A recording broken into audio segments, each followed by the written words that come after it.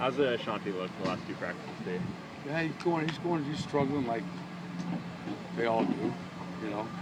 We're not panicking or anything. He's got all the tools. He's just, things are going fast, and you know, and always in spring ball, you know, there's a little bit of new that goes in every day that you want to look at offensively, and the same with defensively. You're seeing different looks, and you know, he just got to kind of focus more in on the base, you know, the fundamentals of the base of the offense. But he has his flashes, and then I want to choke him. You know, and he has his flashes, and I want to choke him. So like most of the young quarterbacks that you do. You kind of had a Christian along the offensive line. How do you keep the offense's rhythm going? When we have what? All the attrition you've had on the offensive line. I don't know, but they're doing a great job. You know, I mean, there's a lot of new guys. I mean, the other day it was like Malcolm, I think, played almost all 5 positions, and then Naj goes back and forth and quiz. But like I told him in the meetings last night, yeah, it's hard. All right, they're going to make mistakes, but I think it's getting them a feel.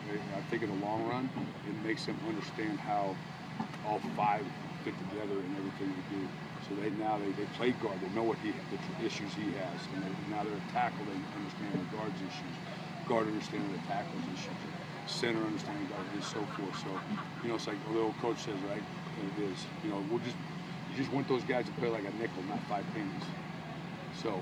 You know, right now the pennies are kind of all over the place, and hopefully we get him to be a nickel one of these days. Najee Turan, you speak about him. Can you talk to us about his progress on the field here? Yeah, unbelievable. You know, and I'm yelling at him because you know what these kids understand is there are no more excuses. There are no excuses. I mean, it's not he's a freshman, he's this or he's that. We don't live in that world. And so, like I told him, we're going to coach you just like we coach Jake. All right, we expect, you know, to do things right, and he's like most young guys. He's good. Then as he gets tired, and you know, more plays come on his plate, you know, he makes a few mistakes. But I'm really happy with both the way he and Malcolm fit into the group. Have you noticed a difference in the running backs with Kenny Palomino as coach, and any specific changes? I think they're having a good spring. I don't want to do a comparison from one guy to another guy or anything like that. Yeah, I just think the running backs are having a very solid spring for us. What do you think Kennedy brings as a coach? Oh, you know, obviously he's old. He's the only guy that's almost as old as me.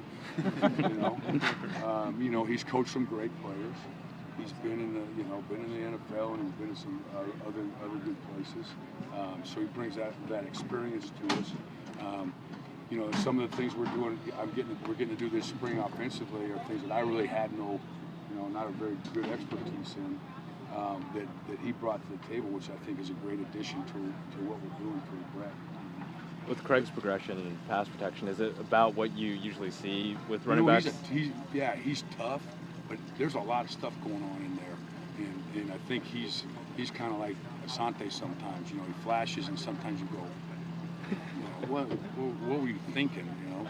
But he's learning, and he's asking the right questions, and he's trying to understand how he fits with the 5 offensive linemen in the scheme of the protection.